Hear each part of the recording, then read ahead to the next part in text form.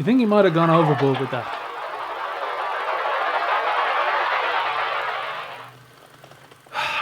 Welcome to Funky Flicks Film Reviews and our guest star, Mr. Pumpkinhead, and our clearly demonically possessed projection booth. In this Halloween season, there's many horror films we could talk about.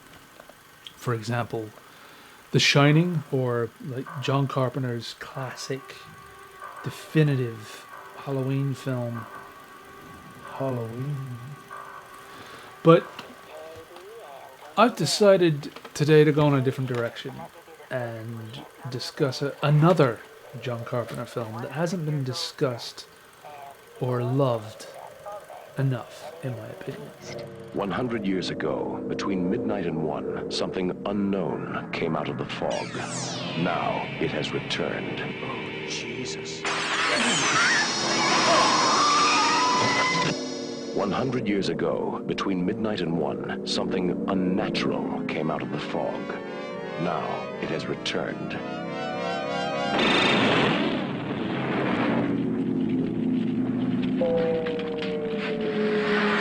100 years ago, between midnight and 1, something evil came out of the fog.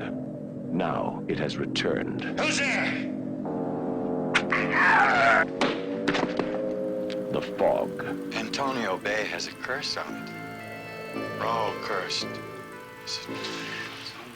There's something in the fog. Something which keeps bringing me back to the film, time and time again. John Carpenter's classic period, let's call it, runs with, to my mind, it runs with great consistency from 1976's Assault on Precinct 13 all the way through to 1988's They Live. Without a stumble, without a falter. And in that run, very early in that run, is the fog.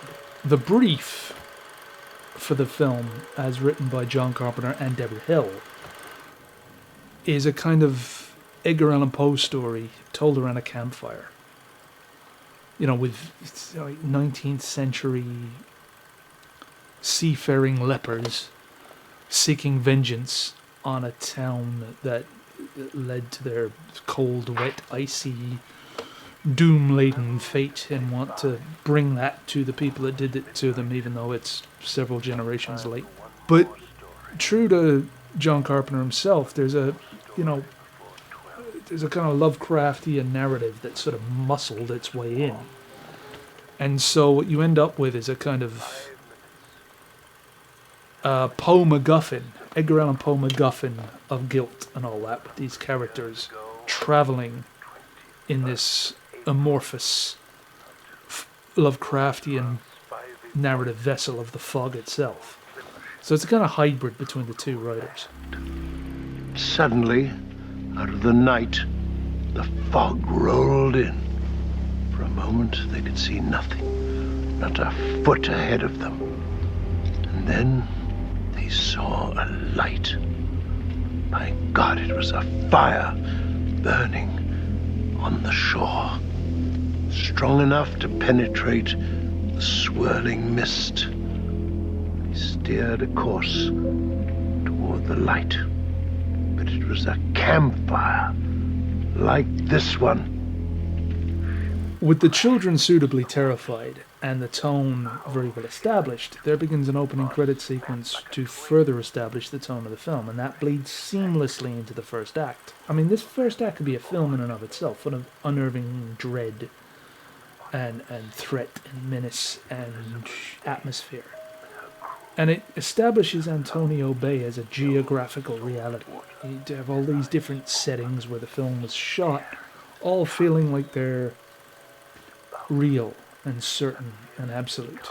And what's brilliantly seamless about this first act is that all the characters are sort of brought together, are really brought together by Adrian Barbeau's Stevie Wayne, the owner, presenter, DJ of the area's only radio station. Now, the concept for the fog came from an inclination on the part of John Carpenter and Deborah Hill to expand on the amorphous evil of Michael Myers in Halloween, where he seemed, toward the end of the film, to be more supernatural than man.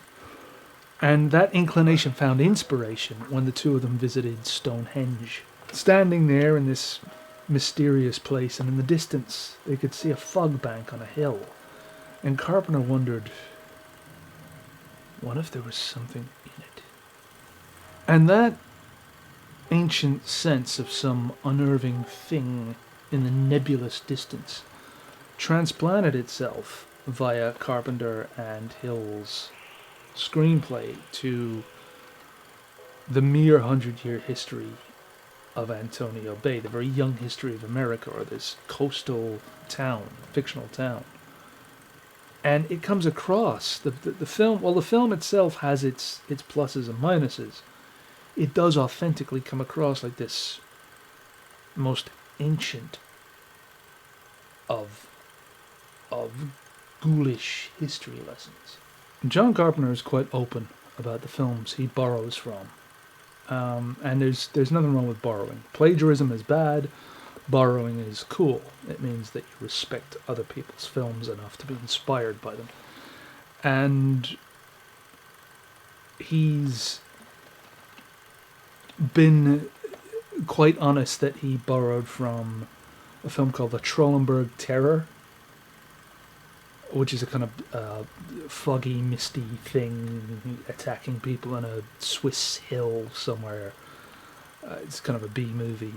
And Howard Hawks' influences. He mentioned a lot of Howard Hawks' influences, and especially in terms of sort of re-realizing the Hawksian woman as the central character rather than just the Hawksian woman in The Fog in particular. So Adrienne Barbeau's character is based on the Hawksian woman, but as the protagonist rather than just the appendage. Interestingly enough, though, I'm fairly sure I can feel the presence of, though it's not mentioned, 1957's Night of the Demon, I think it's called, where you get this thing comes out of them, this mist forms, and this demon appears out of nowhere to attack people. And then maybe there's I know Night of the Demon is almost certainly part of the DNA of the film. It's a very British DNA. These are very British films that he's borrowed from. Very British filmmakers, which is interesting because you've got this very British DNA to the film that has a very, very American Northwest Coast atmosphere. And very authentically Northwest Coast atmosphere, but a very British cinematic DNA. And then on top of Tower of Evil, 1972's Tower of Evil, feels like it might be an influence, but certainly Hitchcock's The Birds. Now, The Birds might be considered an American film, but Hitchcock's originally a British film director. And The Birds' presence can be felt in the sort of siege elements and the sort of calm before and after the storms of hook-wielding violence. And weathering these spectral storms is a very talented cast. You've got Hal Holbrook, the ever classy and timeless Hal Holbrook, portraying an alcoholic, guilt-ridden alcoholic priest, sort of a cliche in and of itself. I'm not quite sure what he's guilt-ridden about. He finds a reason to be guilt-ridden in the film, but he seems pretty guilt-ridden by the time the film starts, before he even discovers the journal of his ancestor, which, sends him in a spiral of validation of his guilt. And his ancestor helped lure these poor souls to the rocks, and now they're looking for revenge. And he's trying to make everybody else as freaked out as he is.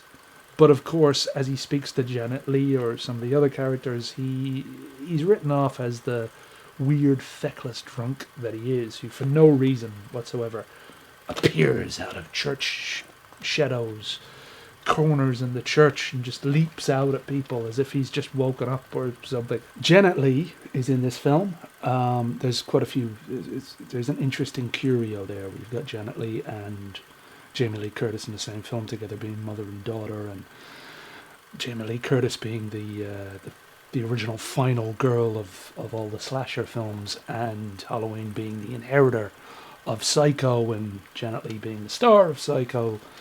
There's a lot going on there, and then you've got like a mother and daughter in a film together, but they barely share a scene, and they don't really share any dialogue. They're kind of just in the same space at two different points of the film. Tom Atkins and Jamie Lee Curtis, they're knocking about in what feels like a slightly different film. Like they almost feel like they're spare wheel protagonists as they sort of investigate this weird mystery. Where you've got like Tom Atkins' character is kind of undefined, a bit like Janet Leigh's character. He owns a truck. I think he has a share in the fishing boat where the guy's gone missing in the first act. Jamie Lee Curtis is playing a young woman who's hitchhiking around America looking for kicks, it would appear, en route to Vancouver. And they both feel like they're kind of spare wheel protagonists, like spare protagonists in what is effectively Adrienne Barbeau and Hal Holbrook's film. Barbeau's character, Stevie, becomes the protagonist by virtue of the fact that she is the presenter, owner, operator of the town's only radio station, operated at a remote position of a lighthouse, whereby she has a unique vantage point. As the fog itself starts to move in on the town and cut off all communication bar radio waves, it's only Stevie who can see all, and thereby be able to warn whomever might be listening. It's Barbeau's first starring role in a feature film after about a decade or so on television. And there's a lot of things to like about Stevie Wayne. She's got a cool head. She seems pretty solid. She's kind of fairly bemused by most things she encounters. Single mother, running a radio station on her own. And she's just kind of a very laid-back, capable character. So when, near the end of the film, the most exciting part of that finale is when Stevie's forced out onto the roof of this lighthouse to, battle with the maggot-faced, sharp, rusty implement-swinging monsters and try to survive this precarious, kind of Hitchcockian-type spot. John Carpenter is unusual in that he's the film director who writes his own musical scores. Usually very often with a collaborator. When you're a low-budget independent filmmaker, you don't always have the luxury of voice-defining flourishes,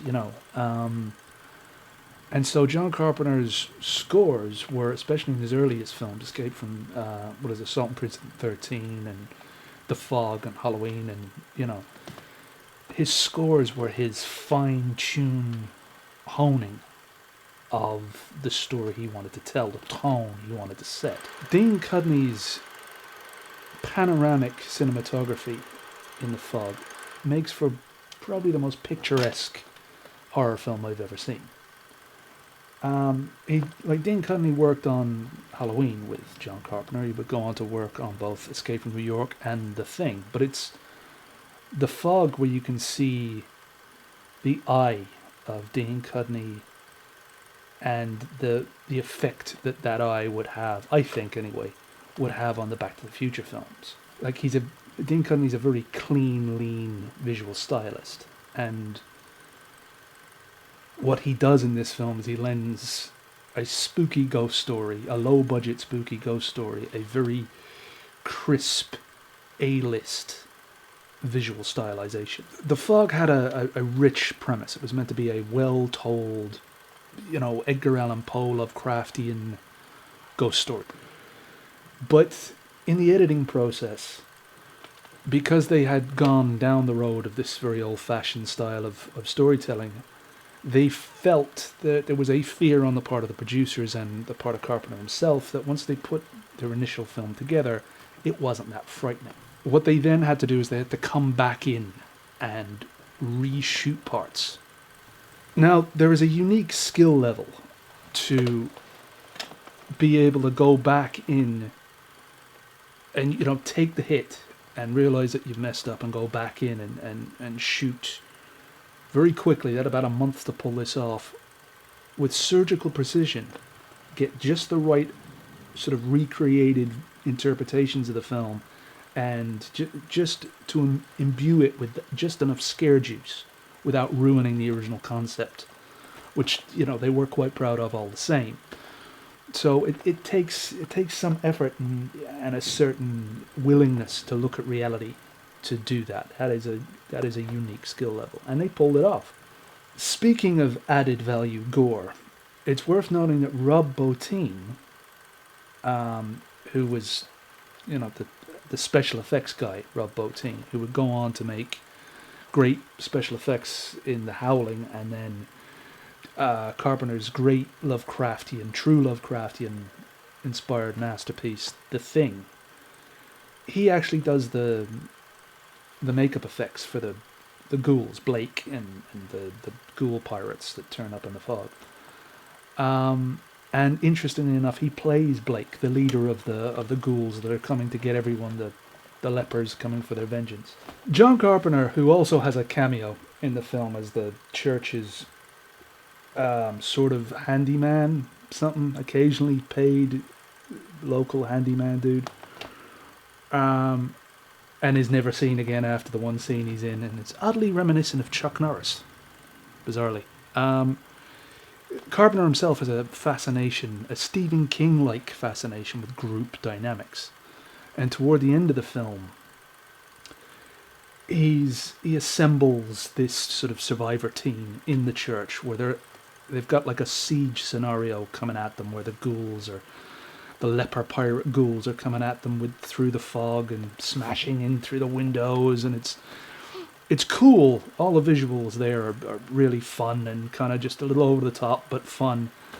But it's also very reminiscent of Assault on Precinct 13. And like, if I'm being entirely honest, the third act here, where all of this occurs, it's like the ghouls are attacking the principal cast only because it's a low budget film. They couldn't have the ghouls attacking everybody because, you know, we just have to assume that everyone else in Antonio Bay has Ghostbusters home insurance, and it just keeps the ghouls away. We're ready to believe you! But you see, none of that really matters. From the very beginning, this is a captivating, creepy, slightly exploitation-ish, but, you know, quality, well-told ghost story.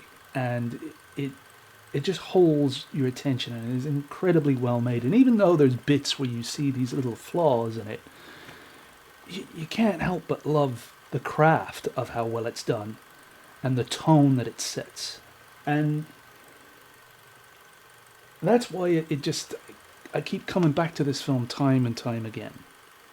There are other John Carpenter films I prefer. The Thing, Escape from New York, probably I like more. Big Trouble in Little China, but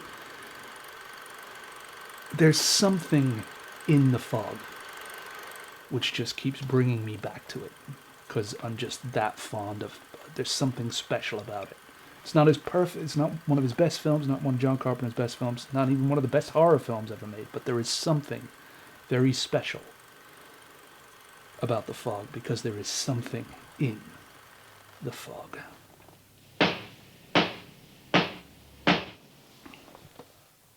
Who's knocking at my door?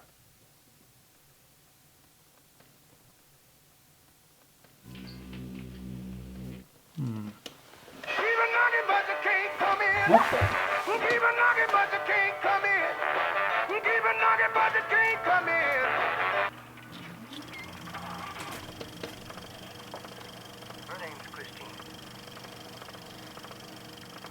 We're watching Christine, I take it.